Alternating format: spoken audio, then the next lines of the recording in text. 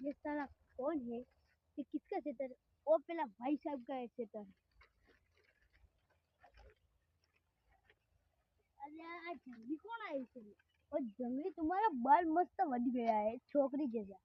जाने तू छोकरी હોય ને ઓલા આ તો હબીબી વાળી ભાષા બોલે છે, મને તો આવડતી નથી, મારે બોલવી પડશે હવે हबीबी वाली भाषा।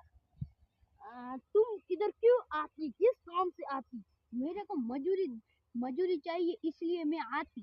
मजूरी हमारे यहाँ मिल सकती है तो तुम बोलो कैसी मजूरी चाहिए?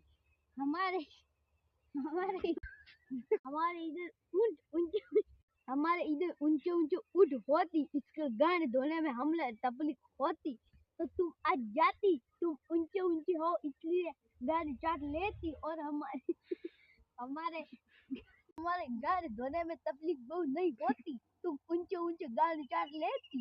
अबे यार मेरे को ऐसे बोल।